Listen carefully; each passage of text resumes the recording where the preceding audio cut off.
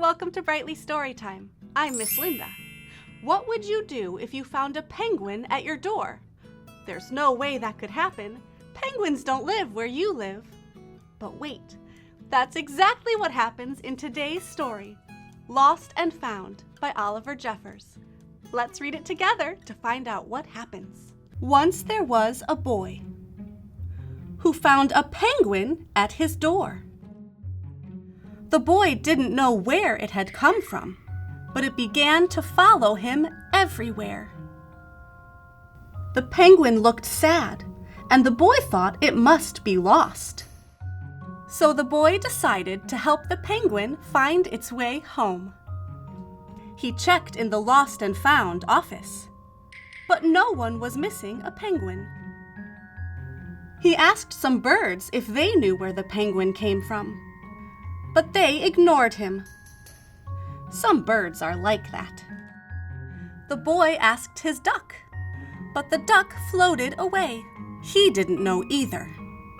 That night, the boy couldn't sleep for disappointment. He wanted to help the penguin, but he wasn't sure how. The next morning, he discovered that penguins come from the South Pole. But how could he get there?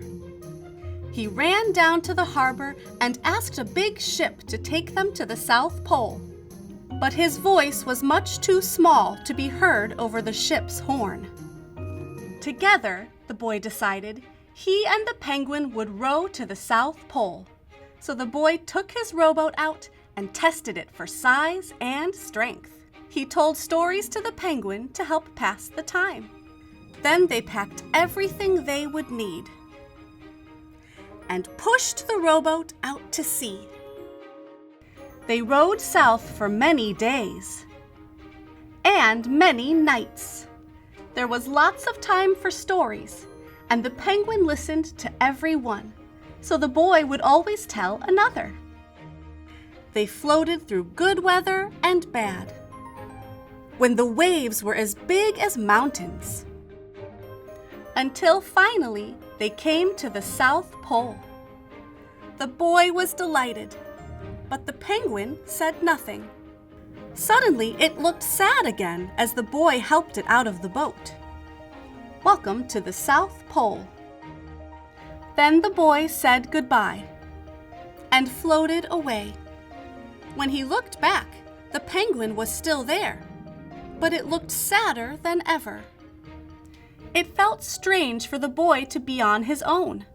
There was no point telling stories now, because there was no one to listen except the wind and the waves. Instead, he just thought.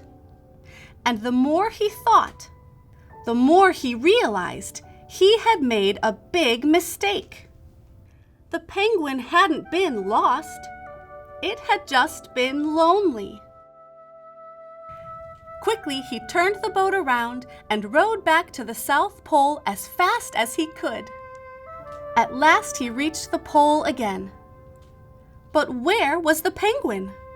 The boy searched and searched, but he was nowhere to be found. Sadly, the boy set off for home. But then the boy saw something in the water ahead of him. Closer and closer he got, until he could see the penguin.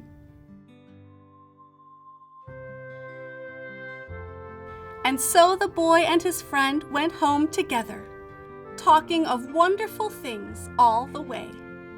Would you like a penguin as a friend? It might be a bit unusual, but anyone you meet could be a new best friend.